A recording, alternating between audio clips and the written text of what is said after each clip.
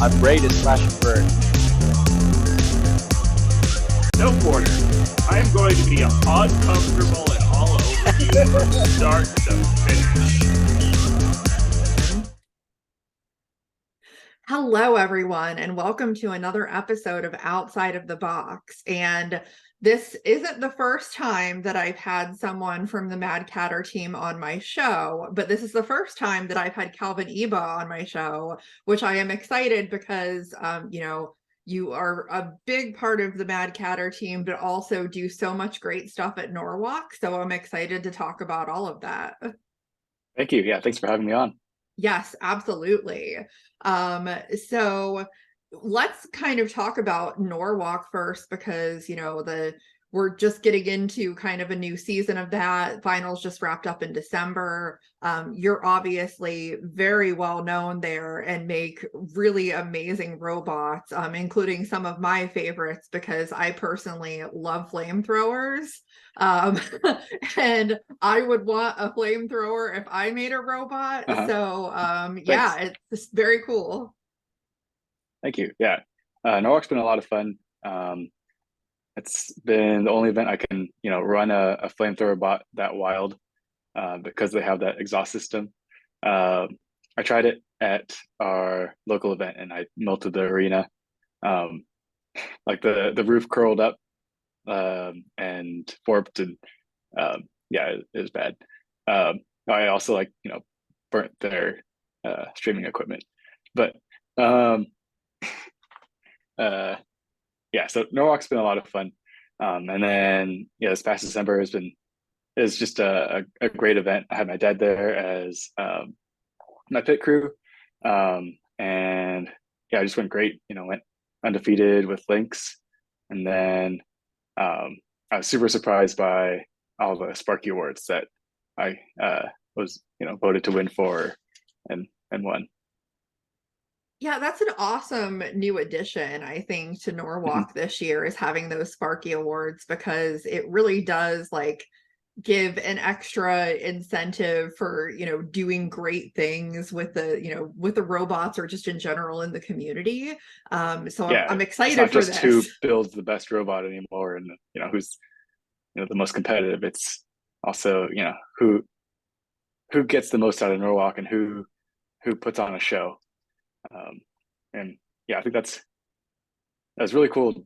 Not only winning the Golden Brett for the best beetle weight is, but also earning the most fun robot for the other side of combat robots with mixtape, and then also the best fight of the year, and then yeah, so it's just having those two kind of polar opposites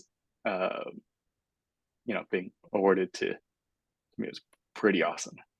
Yes, because I talk a lot about that. I think that is one of my favorite things about combat robotics is because it's not just one type of robot, not even just talking about the weapon type, but talking about there's robots that are very destructive and very effective in that way, but then there's also robots that are just fun and creative, and I love that, and that's something that I just really love about Norwalk because I think more than any other combat event that I've personally watched, I think it really celebrates the spirit of that. Yeah, and I think you get a lot of that with local events too. You see the wild and wacky. I especially love the younger builders who are brave enough to try different things. I feel like the older builders will do a lot of research and see what's effective at winning, and then go make a pretty cookie cutter design. Rightly so, because you want to win.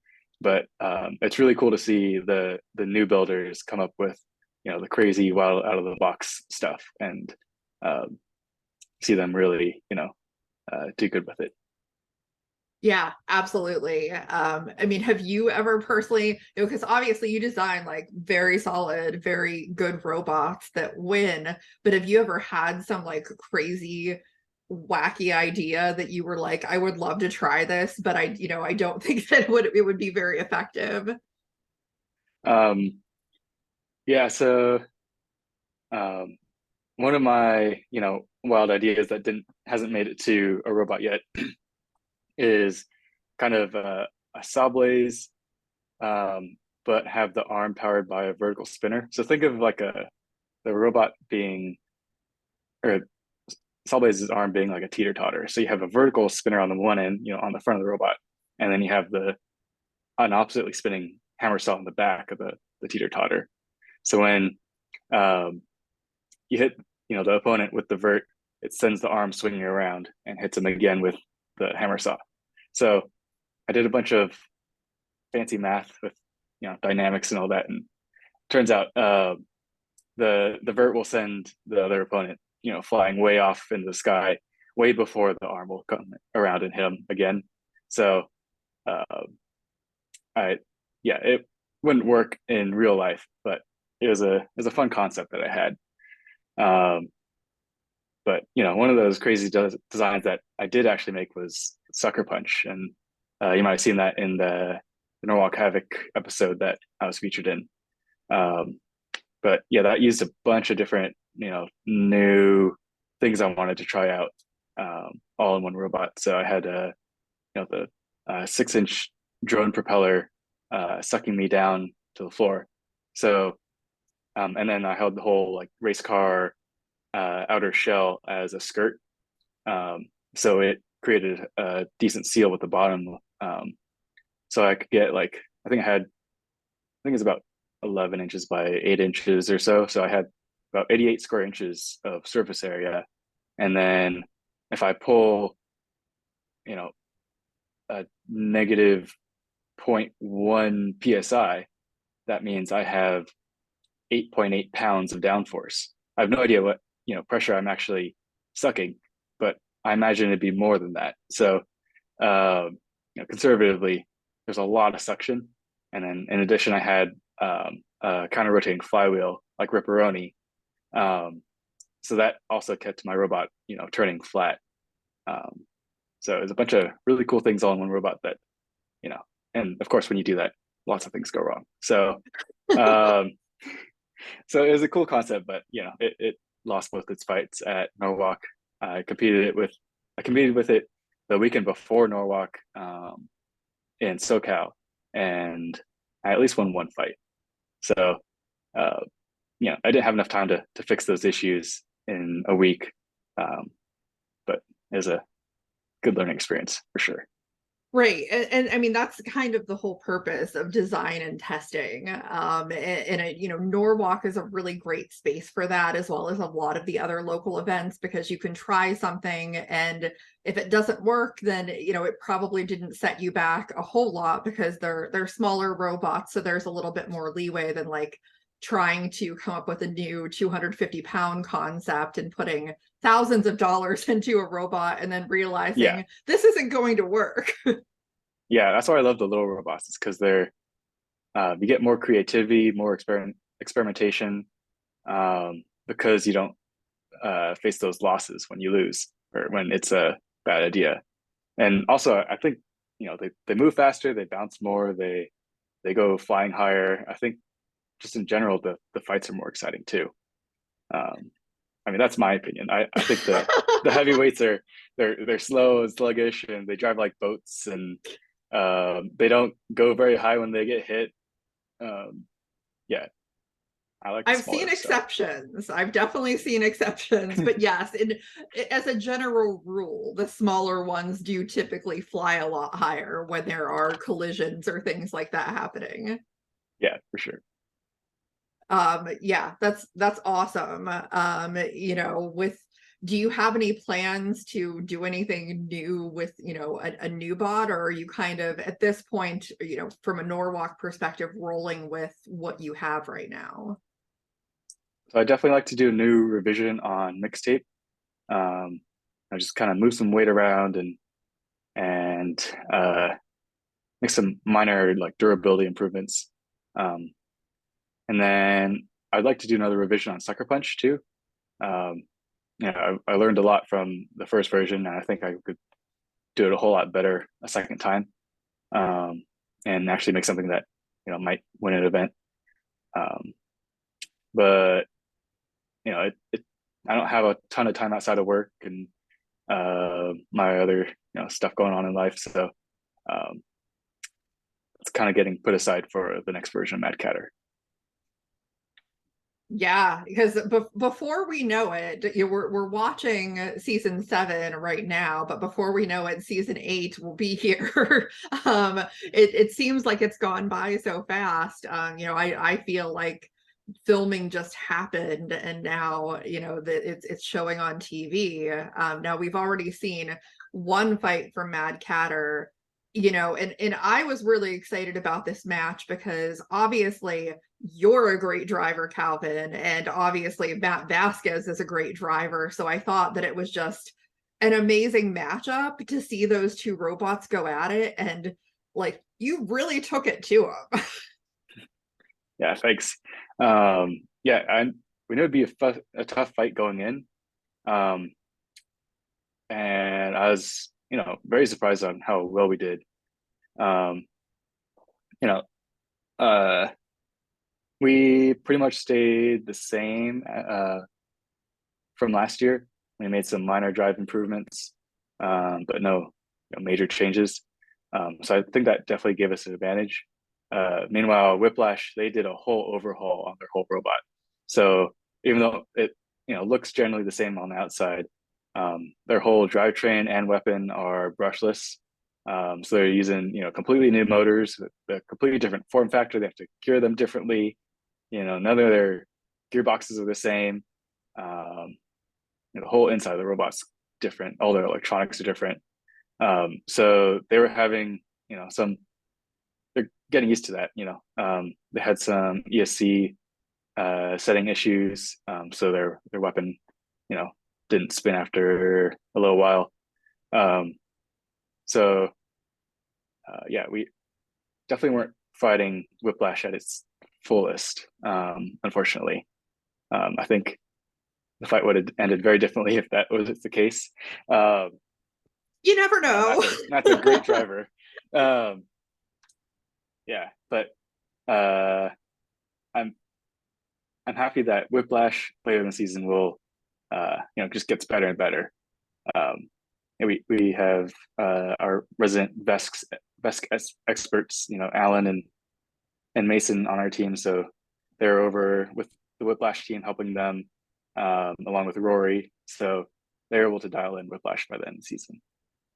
And I love that, like the camaraderie and the spirit of like making sure that robots can be at their best. I'm actually curious now that you kind of mentioned with Whiplash coming in with a lot of changes. As a builder, do you think that is risky to like overhaul a robot that much when it's worked well, or do you think that it's like worth doing that and putting in the changes, and then maybe it takes a couple of matches for it to kind of kick in? Yeah, it's definitely risky, of course, but I mean, to advance with the rest of the competition, you have to make those changes and you have to keep improving your robot. I think they might have been having issues with their brushed motors just wearing out too fast at the last event. So I think it was a good change, and I think it'll definitely be worth it. That's great to hear. Will show it. That's great to hear. I'm also curious on a weird, like, similar topic with that fight. Obviously, like for people at filming, well, for who were there that day may have got to see it, but they decided to have JMO come on and do some commentary on the side and asked him to give an impression of Martin Mason, which I didn't even know that JMO had a Martin Mason impression, but I guess he does. Yeah, that was really funny. It was cool to see JMO on there because both of our teams know him very well, and so it was really nice to let him give more insight into the fight, and both the robots, much more than Chris and Kenny could.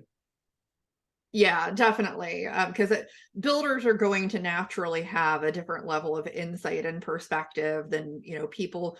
Obviously Chris and Kenny have been announcing for BattleBots for a while, and I'm sure they know a lot of things, but it's just not quite the same perspective. Yeah, no, I'm curious, as somebody who has competed, both at BattleBots and Norwalk, is JMO's level of intensity at both places the same, or is one a higher level of intensity than the other? I think, well, but at the time of our fight, yeah, it is more intense at BattleBots. Um, I think, but for the big final matches, I think no, he cares just as much about the little robots as the big robots.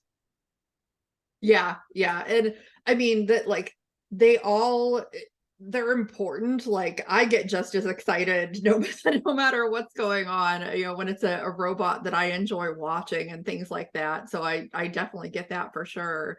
Um Now, kind of back to Mad Catter for, season 7, or World Championship 7, as it is. What do you think were without talking about any matches that we haven't seen yet, what do you think were the biggest, changes or differences from the prior season? Because really, I mean, the record the prior season may not look good on paper, but Mad Catter had 4 knockouts in season 6. Like, that is pretty good. So, Yeah. not that there weren't things to improve on, but I'm just kind of curious, like, looking at those 2 seasons. Yeah, we improved a lot last year. But yeah, for this year or for this season, it's majority the same. So we have, the same armor. Um, we support our drive motors a little bit better. We're using the same drive motors. Uh, they're very. Last year we found out that they're very tired and old. So we were breaking a lot just because the aluminum holes would get worn out and they would just grow from all the shock loads.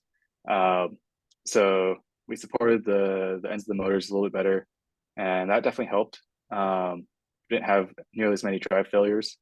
Um, and then we have a new weapon. We really liked our French fry from last year, so we made a slightly heavier one. It's basically just the Lynx egg beater profile, just uh, scaled up, and then there's no hole in the middle. So yeah, the tooth design works really well.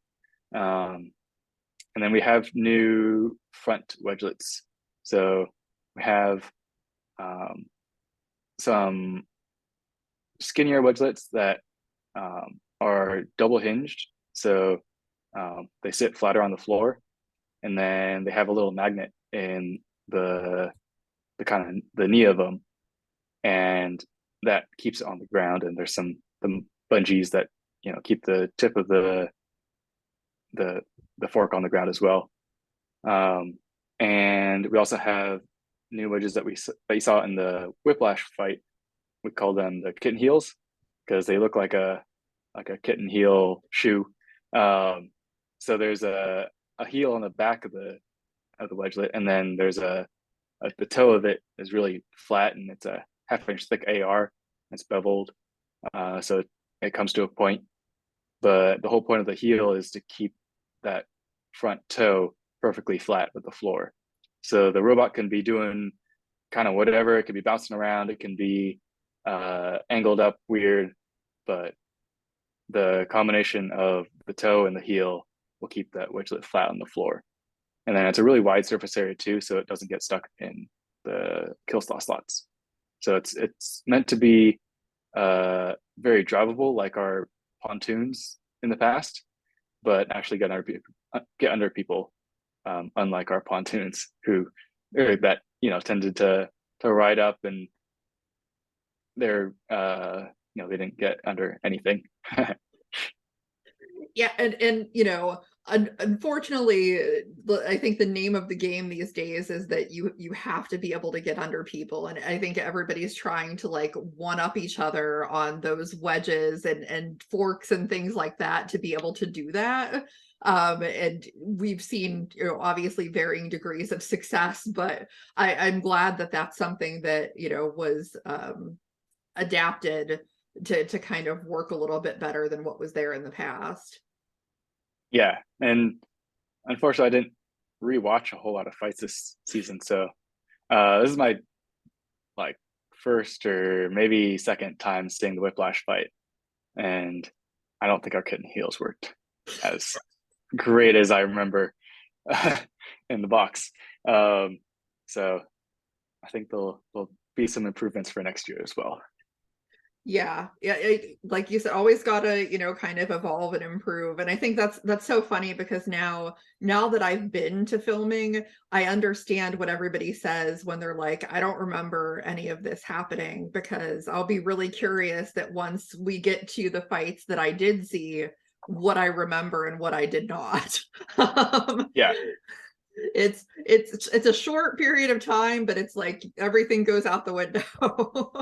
yep, yeah. I remember the Whiplash fight being a lot longer, and I thought it lasted more than just a couple hits. I mean, they were big hits. I definitely remember that them going really high. That was super cool to see. Um, but when you're driving, you don't really concentrate on Whiplash flying. You don't stare at them in the air and just kind of stop driving. You got to set up for the next shot, and you can't really pay attention to and enjoy the hang time. Yes, yes, that is very true, especially when you're driving, because you have to obviously be focused on a little bit more than that. I'm also curious, so do you have a favorite fight that you've been involved in, like at any level? You can pick, you know, whatever level you want. Um, oh, that's a tough one. I mean the mixtape hurt caboose one is an obvious one, just because of the meltiness. Um, but with Mad Catter, I think my top two would definitely be against Sawblaze and against Hypershock. In the Sawblaze fight, yeah, JMO was just abnormally aggressive with the hammer saw, which was super cool, to just see him just just hit us like time after time after time, as opposed to as usual like super patient, waiting for like just the perfect hit, and not firing the arm until he sets that up. Um, Maybe that was because I fed Mad Catter right into him, but it's still cool to see, unintentionally. I was still trying to attack him, but yeah, that was super cool to see. And then just you want to see your friends do well, so uh, it was really cool to see Sawblaze do its thing, even though it's against your own robot. And then in the Hypershock fight, uh, it's kind of hard to tell on camera, but yeah, we were just getting torn apart. So there are pieces of side armor and our wedgelets that were destroyed, and in multiple pieces, just all across the arena. There was so much blue and red pieces of steel, all over the battle box. And then we were still driving relatively well even at the very end. So yeah, that was super cool. And then it was just nice not having to repair that robot after the fight too, because that was our last fight of the season. And oh yeah, the sparks and the fire, and then yeah, being able to keep driving and keep going even though half our robot was missing was just a lot of fun. Yeah, and I don't think that anybody that lost a Hypershock in that little run should feel bad about it even a little bit, because like I don't know what was going on with Will Bales during those matches, but I mean he knew what he wanted to do and he just Hmm. did it in the most magnificent possible way. So Yeah, I think if we had better wedgelets, that could have been a very different fight. Um, but yeah, it's super cool. And then you could tell by our whole team's reaction after the fight. It looks like we were so stoked. It looked like we had won, but our robot was in pieces, and we were just super happy about the, the super exciting and crazy fight. it was a great fight. Like it really was. I mean, Mad Catter did get torn apart quite a bit, but I wouldn't say it was completely one-sided. It Mhm. was just an awesome fight to watch, like as a fan and I'm sure as a builder as well. Yeah, yeah, absolutely. I mean, Yeah. I think it's better than the Gigabyte fight just because of how long it lasted. Yeah. I mean, the Gigabyte, like as a like a hit, if you're just looking at a hit like that Yeah, was if you're just taking a clip of spectacular. the fight, yeah, the Yes. Gigabyte fight is for sure cooler. But as a whole fight, I think the Mad Catter Hypershock fight was more enjoyable. I would agree. I really would. Yeah, and another thing that I wanted to ask, just because I'm curious, like Martin as a captain of the team has just like I don't think anybody has that level of energy, and like not only just his energy, but he is probably one of the nicest people that I've ever met. What is it like being on a team with him truly like day in and day out? It's great. He's a great team manager.